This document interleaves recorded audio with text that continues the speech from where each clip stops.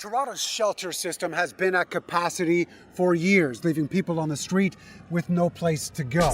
Do you know what the best way to get people be able to get out of the encampments, get out of homeless? Get an application and drop it off one of these companies and start working. You need to start working if you're healthy. Bottom line. So you aren't? Yeah, there are a few people that ain't even homeless that try to do what we do. There's not much mystery here. He makes it pretty clear where your dollar is going. Does the honesty work? Yeah. What do people tell you? They say thanks for being honest. Sure enough, we followed Worthington as he walked to a nearby, came out with a bag, then strolled right into that house.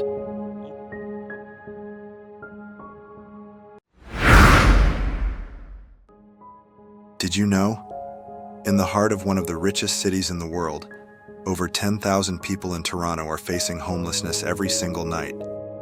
Or, are there some homeless people lying? We will investigate this. Welcome to Toronto Unfiltered.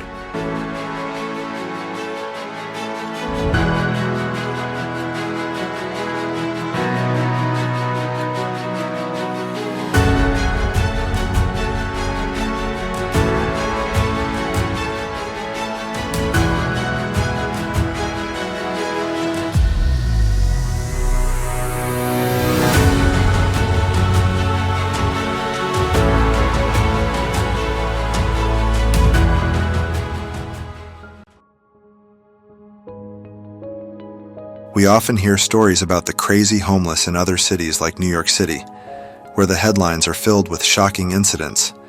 For example, in the summer of 2024, a homeless man identified as Richard J. Tambran was discovered living on the A-train subway. Richard had turned the subway car into his personal refuge, stashing belongings in hidden corners and sleeping on the train as it ran its daily routes. His presence became notorious as commuters reported him pacing the train cars, muttering to himself and occasionally erupting into heated arguments with strangers.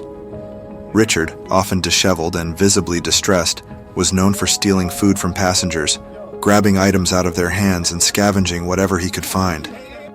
He would lash out if confronted, leading to numerous altercations. On some days, he'd even block people from entering or exiting the subway cars, demanding money or food. He was a walking reminder of the desperation and mental health struggles faced by many who are homeless, yet his story is just one of countless others across major cities. Richard's unpredictable behavior made him a feared yet familiar face on the subway. But Richard's story took a drastic turn. Amidst the chaos, one person saw him differently, a 27-year-old woman named Samantha Sutton. She noticed the desperation in his eyes, not just his erratic behavior. Instead of fear, she felt compassion. Every day she brought him a warm meal, breaking through his defenses. At first, Richard didn't trust her, but Samantha never gave up. As time passed, Richard began to open up, sharing stories of the life he once had. Their bond deepened and eventually they fell in love. Now they're expecting their first child, a story of love and redemption, proving that even in the darkest moments, connection and compassion can change everything.